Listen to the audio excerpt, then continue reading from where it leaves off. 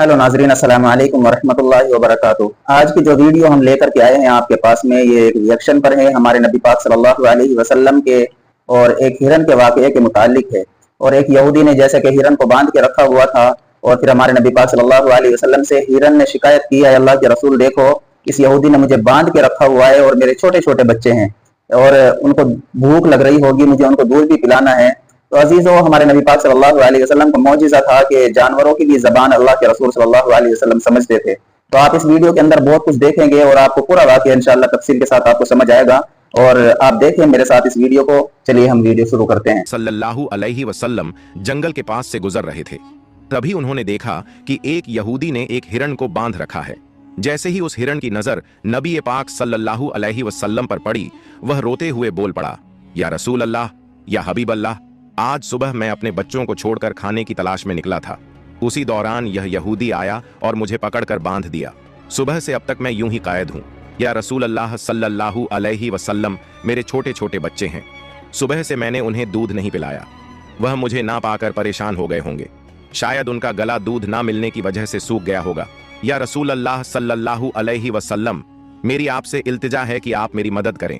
मुझे मेरे बच्चों से मिलने और उन्हें दूध पिलाने की इजाजत दिला दें।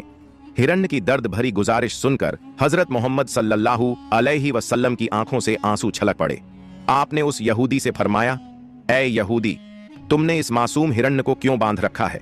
यहूदी ने जवाब दिया, मैंने इसका शिकार किया है। जंगल के जानवरों का शिकार करना जायज है, इसलिए इसे बांधा है।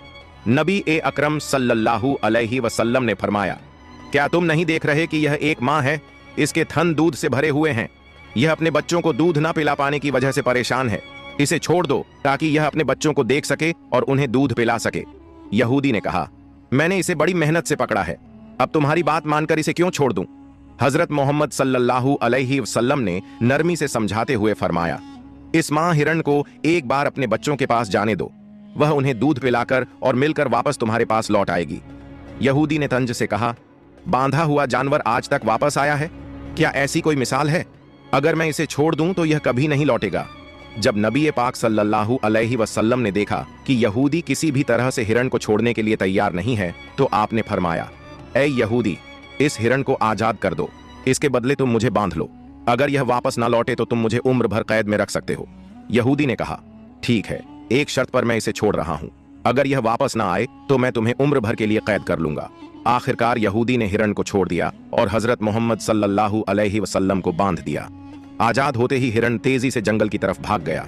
यहूदी दिल ही दिल में हंसते हुए सोचने लगा, हिरण अब कभी लौट कर नहीं आएगा। इस आदमी को मैं हमेशा के लिए कैद में रखूंगा। इससे बड़ा बेवकूफ मैंने पूरी दुनिया में नहीं देखा। एक जंगल के जानवर के लिए इसने अपनी जिंदगी दांव पर लगा दी। हिरण तेजी से अपने बच्चों के पास पहुंचा। बच्चों ने उसे देखकर हैरानी से पूछा, अम्मा, आप सुबह से कहां थीं? हम आपका इंतजार करते करते थक गए। बिना दूध के हमारा गला सूख गया है। क्या हो गया है कि आप हमें छोड़कर चली गई थीं? मां हिरण ने बच्चों को समझाते हुए कहा, मेरे प्यारे बच्चों, आज सुबह जब मैं तुम्हारे लिए खाने की तलाश में निकली थी तो एक यहूदी ने मुझे पकड़ लिया। वह मुझे बांध कर ले गया। फिर अल्लाह के प्यारे नबी सल्लल्लाहु अलैहि वसल्लम उस रास्ते से गुजरे। मैंने उनसे तुम्हारी हालत के बारे में कहा और उनसे मदद की गुहार लगाई। हिरण ने आगे कहा, नबी करीम सल्लल्लाहु अलैहि वसल्लम ने मेरी मदद करने के लिए खुद को उस यहूदी के पास गिरवी रख दिया ताकि मैं तुमसे आखिरी बार मिल सकूं। अब मुझे वापस लौटकर जाना होगा क्योंकि मैंने वादा किया है कि मैं जरूर लौटूंगी। मां हिरण ने अपने बच्चों से कहा, मेरे प्यारे बच्चों, वह नरदिल यहूदी अल्लाह के प्यारे नबी सल्लल्लाहु अलैहि वसल्लम को बांध कर रखे हुए है। इसलिए तुम जल्दी से मेरा दूध पी लो। मुझे वापस जाना होगा। मैं अपने नबी को तकलीफा में नहीं छोड़ सकती। जब हिरण के बच्चों ने यह सुना कि उनकी मां नबी करीम सल्लल्लाहु अलैहि वसल्लम को यहूदी के पास गिरवी रखकर सिर्फ उनसे मिलने और दूध पिलाने आई है, तो वो रोते हुए बोले, अम्मा, आप कैसे सोच सकती हैं कि हम उस नबी के रहते हुए आपका दूध पिएंगे जिन्हें यहूदी ने कैद कर रखा है? नहीं, हम आपका दूध नहीं पी सकते। आप चलिए, हम भी आपके साथ चलेंगे। हम अल्लाह के नबी की तकलीफ सहन नहीं कर सकते। उसके बाद मां हिरण अपने बच्चों के साथ नबी करीम सल्लल्लाहु अलैहि वसल्लम के पास लौटने के लिए चल पड़ी। दूसरी तरफ जब हिरण के लौटने में थोड़ी देर हुई तो वह यहूदी तंज करते हुए नबी करीम सल्लल्लाहु अलैहि वसल्लम से कहने लगा, तुमसे ज्यादा बेवकूफ इंसान मैंने इस दुनिया में कभी नहीं देखा। एक जंगल के हिरण के लिए तुमने खुद को मेरे पास गिरवी रख दिया। क्या तुम वाकई सोचते हो कि वह हिरण वापस आएगा? कयामत तक वह हरण लौट कर नहीं आएगा और कयामत तक तुम मेरी कैद में रहोगे। यह सुनकर नबी करीम सल्लल्लाहु अलैहि वसल्लम ने बड़ी नरमी से कहा, ऐ यहूदी, थोड़ा सब्र करो, वह हरण जरूर लौट कर आएगा। अल्लाह की मर्जी से वह तुम्हारे पास वापस आ जाएगा। यहूदी हंसते हुए बोला, ऐ मोहम्मद, अपनी इन अलौकिक कल्पनाओं को छोड़ दो। मैं पूरे यकीन के साथ कह सकता हूं कि वह हरण कयामत तक वापस नहीं लौटेगी। इस तरह कुछ समय और बीत गया। यहूदी मन ही मन सोचने लगा, मोहम्मद को बंधक बनाकर मैं इसके साथियों से बहुत सारा धन वसूल करूंगा। क्या कभी कोई हरण इंसान की ममता के कारण लौट कर आया है? थोड़ी देर और बीतने के बाद यहूदी ने देखा कि न सिर्फ हरण लौट कर आ रही है बल्कि उसके साथ उसके बच्चे भी हैं। यह देखकर वह हैरान रह गया। फिर नबी करीम सल्लल्लाहु अलैहि वसल्लम ने हरण से पूछा, ऐ हरण, तूने अपने बच्चों को साथ क्यों लाया? वादा तो यह था कि तू अकेले लौटेगी। मां हरण ने जवाब दिया, या रसूल अल्लाह, जब मैं अपने बच्चों के पास पहुंची और उन्हें बताया कि अल्लाह के प्यारे नबी सल्लल्लाहु अलैहि वसल्लम ने खुद को एक यहूदी के पास गिरवी रख दिया ताकि मैं तुमसे आखिरी बार मिल सकूं और तुम्हें दूध पिला सकूं, तो मेरे बच्चों ने रोते हुए कहा, अम्मा, आप कैसे सोच सकती हैं कि हम अल्लाह के नबी को बंधन में छोड़कर आपका दूध पिएंगे? नहीं, हम ऐसा कभी नहीं कर सकते। उसके बाद मेरे बच्चे भी मेरे साथ चल पड़े। मां हरण ने आगे कहा, अगर मेरी वजह से आपको किसी तरह की तकलीफ हुई हो तो मुझे माफ कर दीजिए, मैंने जाने अनजाने आपको परेशानी दी। फिर नबी करीम सल्लल्लाहु अलैहि वसल्लम ने यहूदी की तरफ देखा और फरमाया, ऐ यहूदी, देखो, तुम्हारा हरण लौट आया है। वह अकेला नहीं आया बल्कि अपने बच्चों को भी साथ लेकर आया है। अब तुम इनका जो चाहो इस्तेमाल कर सकते हो।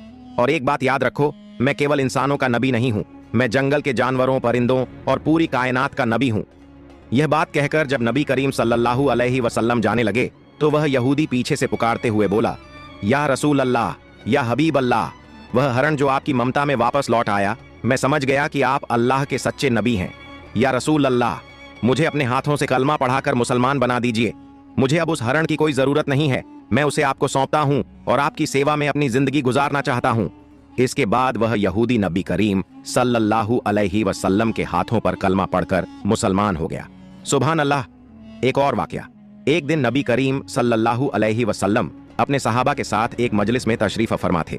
उसी वक्त एक गरीब बदू देहाती वहां आया। उसके हाथ में एक गोह गिरगिट घोसाप था जिसे उसने पकड़ा हुआ था। उसने सहाबा की तरफ इशारा करते हुए पूछा, यह शख्स कौन है? सहाबा ने जवाब दिया, यह अल्लाह के रसूल हैं, ये तमाम जहान के लिए नबी हैं। बदू ने कहा, मैं लात और उज्जा की कसम खाकर कहता हूं कि मैं इन्हें नबी नहीं मानता, लेकिन अगर मेरे हाथ में जो गोह है, अगर यह गिरगिट आपकी नबूवत की गवाही दे दे तो मैं आपको नबी मान लूंगा। उस बदुईन ने नबी करीम सल्लल्लाहु अलैहि वसल्लम की तरफ देखते हुए कहा, ऐ मोहम्मद, जब तक यह गिरगिट घोसाप आपकी नबूवत को नहीं मानेगा, मैं भी आपको नबी नहीं मानूंगा। नबी करीम सल्लल्लाहु अलैहि वसल्लम ने मुस्कुराकर उस बदुईन से फरमाया, ऐ बदुईन, सच्ची बात बताओ, अगर यह गिरगिट तुम्हारी बात मानकर मेरी नबूवत की गवाही दे दे तो क्या तुम यकीनन मुझ पर ईमान लाओगे? बदुईन ने जवाब दिया, अगर यह वाकई हुआ तो मैं निस्संदेह आपको नबी मान लूंगा और आप पर ईमान ले आऊंगा। तब अल्लाह के रसूल सल्लल्लाहु अलैहि वसल्लम ने फरमाया, तो फिर तुम इस गिरगिट को छोड़ दो। बदुईन ने हुक्म के मुताबिक गिरगिट को छोड़ दिया। फिर नबी करीम सल्लल्लाहु अलैहि वसल्लम ने गिरगिट को पुकारा, ऐ गिरगिट, हमारे पास आ और जवाब दे। जैसे ही नबी करीम ने गिरगिट को पुकारा, वह गिरगिट सबकी समझ में आने वाली शुद्ध अरबी जबान में बोलने लगा, लब्बैक या रसूल अल्लाह, मैं आपकी सेवा में हाजिर हूं और आपकी मदद के लिए उपस्थित हूं। सभी लोग यह सुनकर दंग रह गए और जान गए कि यह अल्लाह का करिश्मा और चमत्कार है। फिर नबी करीम सल्लल्लाहु अलैहि वसल्लम ने उससे पूछा, जिसने जन्नत में रहमत और जहन्नम में अजाब बनाया है, बता वो कौन है? गिरगिट ने जवाब दिया, वो अल्लाह है। फिर नबी करीम सल्लल्लाहु अलैहि वसल्लम ने पूछा, ऐ गिरगिट, मैं कौन हूं? गिरगिट ने कहा, आप अल्लाह के रसूल हैं। जो भी आपकी नबूवत को स्वीकार करेगा वो सफल होगा और जो आपको झुठलाएगा वो नाकाम रहेगा। फिर नबी करीम सल्लल्लाहु अलैहि वसल्लम ने उस गरीब बदुईन की तरफ देखा और फरमाया, अब क्या तुम्हारे दिल में मेरी नबूवत के बारे में कोई संदेह बाकी है? बदुईन ने कहा, या रसूल अल्लाह, या हबीब अल्लाह, जिस गिरगिट ने आपकी नबूवत की गवाही दी है उसके बाद शक करना मेरी औकात में नहीं है। ऐ अल्लाह के रसूल, मुझे मुसलमान बना दीजिए और मुझे आपकी सेवा का मौका दीजिए। उसके बाद वह बेज़बान बदुईन नबी करीम सल्लल्लाहु अलैहि वसल्लम के हाथों में हाथ देकर कलमा पढ़कर मुसलमान हो गया। सुभान अल्लाह। एक दिन अब्बू जहल, अली आईबीएन मुगीरा और अकरमा आईबीएन अब्बू जहल जैसे काफिरों ने नबी करीम सल्लल्लाहु अलैहि वसल्लम से कहा, ए मोहम्मद, जो चांद आकाश में दिखाई दे रहा है, अगर तुम उसे 2 टुकड़ों में बांटकर दिखा सको तो हम तुम्हारे ऊपर ईमान लाएंगे और इस्लाम को स्वीकार कर लेंगे। अगर तुम उसे 2 टुकड़ों में बांटकर दिखा सको तो हम तुम्हारे ऊपर ईमान लाएंगे और इस्लाम धर्म स्वीकार कर लेंगे।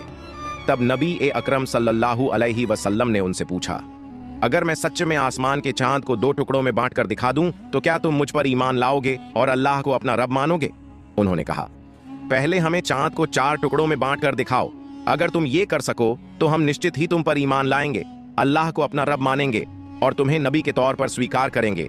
तब नबी ए पाक सल्लल्लाहु अलैहि वसल्लम ने अपने रब अल्लाह रब्बुल आलमीन से दुआ की, ऐ अल्लाह, तू आसमान के चांद को 2 टुकड़ों में बांट दे।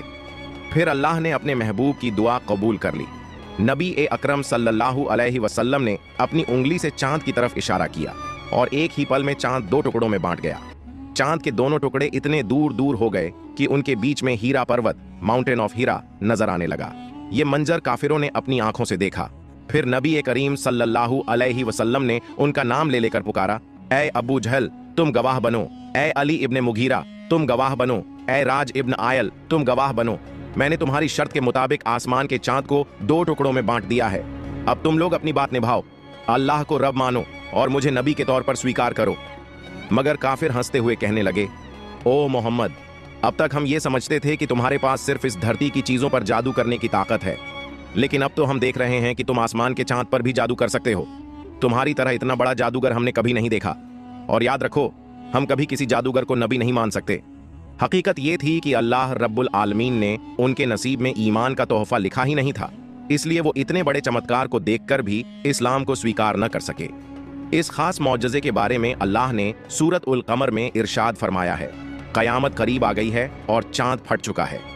एक और वाकया, एक मर्तबा जब नबी ए पाक सल्लल्लाहु अलैहि वसल्लम जंग से लौट रहे थे तो एक दरख्त की छांव में आराम फरमा रहे थे।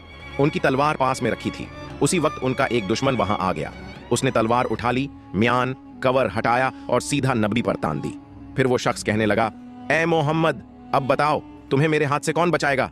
नबी ए अकरम सल्लल्लाहु अलैहि वसल्लम ने बड़े इत्मीनान और हिम्मत से जवाब दिया, मुझे अल्लाह बचाएगा।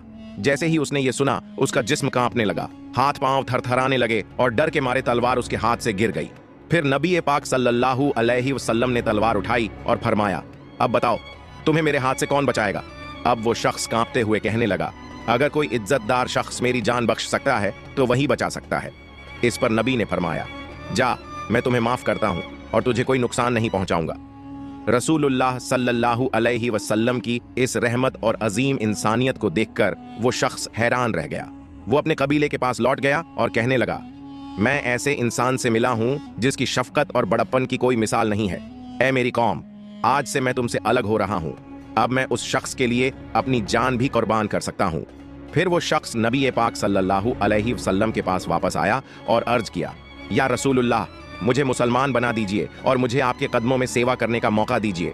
फिर नबी ए अकरम सल्लल्लाहु अलैहि वसल्लम ने उसे कलमा पढ़ाया और वो शख्स मुसलमान हो गया। सुभान अल्लाह। प्यारे दोस्तों, एक दफा का जिक्र है, जब इस्लाम की दावत मदीना मुनव्वरा तक पहुंची तो सुमामा नाम का शख्स हजरत मोहम्मद सल्लल्लाहु अलैहि वसल्लम का बहुत बड़ा दुश्मन बन गया। उसने मुसलमानों को बहुत तकलीफें दी और इस्लाम को रोकने की बहुत कोशिशें की, लेकिन एक दिन वो मुसलमानों के हाथों गिरफ्तार हो गया। मुसलमानों ने उसे मदीना मुनव्वरा लाकर मस्जिद ए नबवी के एक स्तंभ से बांध दिया। रसूलुल्लाह सल्लल्लाहु अलैहि वसल्लम जब उसे बांधा हुआ देखकर पास आए तो फरमाया, अब तुम हमारे कब्जे में हो, बताओ तुम्हारे साथ क्या सुलूक किया जाए? सुमामा ने जवाब दिया, अगर आप मुझे कत्ल कर दें तो मैं वाकई इस सजा का हकदार हूं। अगर एहसान करके छोड़ दें तो मैं उस एहसान का शुक्र अदा करूंगा, और अगर आप फिदया माल लेना चाहें तो वो भी मैं देने को तैयार हूं। रसूलुल्लाह सल्लल्लाहु अलैहि वसल्लम ये सुनकर चले गए। दूसरे दिन फिर वही सवाल और वही जवाब। तीसरे दिन भी जब यही बातचीत हुई तो आपने सुमामा को माफ करके आजाद कर दिया। इस हुस्न ए अखलाक का सुमामा पर गहरा असर हुआ। वो मदीना के एक बाग में गया, नहाया और फिर वापस मस्जिद में आया। उस वक्त रसूलुल्लाह सल्लल्लाहु अलैहि वसल्लम मस्जिद में तशरीफ फरमा थे। सुमामा ने आकर कहा, ऐ मोहम्मद सल्लल्लाहु अलैहि वसल्लम, अब आपकी जात, आपका दीन और आपका शहर मुझे इस पूरी दुनिया में सबसे ज्यादा अजीज है। फिर उसने कलमा ए शहादत पढ़ा और इस्लाम कबूल कर लिया। उसने कहा, या रसूलुल्लाह, मैं उम्रा अदा करने जा रहा था, लेकिन आपके सहाबियों ने मुझे रास्ते में गिरफ्तार कर लिया। रसूलुल्लाह सल्लल्लाहु अलैहि वसल्लम ने उन्हें उम्रा पूरा करने की इजाजत दी। जब सुमामा मक्का पहुंचे तो कुफ्फारे मक्का कहने लगे, सुमामा बेदीन हो गया। सुमामा ने कहा, नहीं, मैं बेदीन नहीं हुआ, बल्कि मैंने इस्लाम कबूल कर लिया है। अब याद रखो, जब तक रसूलुल्लाह सल्लल्लाहु अलैहि वसल्लम इजाजत नहीं देंगे, यमामा से मक्का को अनाज का एक दाना भी नहीं मिलेगा। सुमामा यमामा के रहने वाले थे और मक्का वालों का गुजारा उसी अनाज पर था। जब उन्होंने यमामा से अनाज रुकवा दिया तो मक्का वालों को बहुत मुश्किलें होने लगीं। अहले मक्का ने रसूलुल्लाह सल्लल्लाहु अलैहि वसल्लम से इस बात की शिकायत की। तब आपने हजरत सुमामा को हुक्म दिया कि अब दोबारा अनाज भेजना शुरू कर दो, और फिर उन्होंने ऐसा ही किया। एक और वाकया सुनिए। एक सहाबी ने रसूलुल्लाह सल्लल्लाहु अलैहि वसल्लम की खिदमत में हाजिर होकर अर्ज किया, या रसूलुल्लाह, जब आप हमारे सामने होते हैं तो दिलों में आपकी मोहब्बत लहरें मारती है। हम आपकी जियारत करके अपनी आंखों को ठंडक पहुंचाते हैं, लेकिन जन्नत में तो आप ऊंचे दर्जे में होंगे और हम निचले दर्जे में। अगर वहां आपकी जियारत न हो सकी तो हमें जन्नत का क्या लुत्फ मिलेगा। इसी वक्त जिब्रील अलैहिस्सलाम हाजिर हुए और खुशखबरी दी। रसूलुल्लाह सल्लल्लाहु अलैहि वसल्लम ने उस सहाबी को बुलाया और फरमाया, आदमी उसी के साथ होगा जिससे वो मोहब्बत करता है। सहाबा किराम कहते हैं, ईमान लाने के बाद हमें किसी और बात से उतनी खुशी नहीं हुई जितनी इस हदीस से हुई, क्योंकि अब हमें यकीन हो गया कि आखिरत में हमें हजरत मोहम्मद सल्लल्लाहु अलैहि वसल्लम का साथ मिलेगा। अजीज दोस्तों, आपने पूरा वीडियो सुना है, इसके अंदर मुख्तलिफ वाक़यात आपने सुने हैं। बस हमने आखिर में जो इस वीडियो के अंदर सीखा है वो ये है कि आजिज़ी और इनकिसारी और नरम दिली से अल्लाह के रसूल सल्लल्लाहु अलैहि वसल्लम, जो उनकी एक फितरत थी, अल्लाह के रसूल सल्लल्लाहु अलैहि वसल्लम का एक मौजिज़ा था कि मौजिज़े दिखाना और नरमी से बात करना। और फिर उसके बाद जो कुफार थे, जो यहूदी थे, वो अल्लाह के रसूल सल्लल्लाहु अलैहि वसल्लम के मौजिज़ात देख के, उनकी नरमी देख के, रहम दिली देख के वो मुसलमान हो जाया करते थे। तो ये वीडियो बहुत प्यारी हुई है, माशाअल्लाह, बहुत मन लगा है। आप मुझे कमेंट करके जरूर बताइए कि आपको ये वीडियो कैसी लगी, और इंशाअल्लाह फिर हम ऐसी वीडियोस आपके लिए खिदमत में फिर लाते रहेंगे। जब तक के लिए अल्लाह हाफिज, अस्सलामु अलैकुम व रहमतुल्लाहि व बरकातुहू।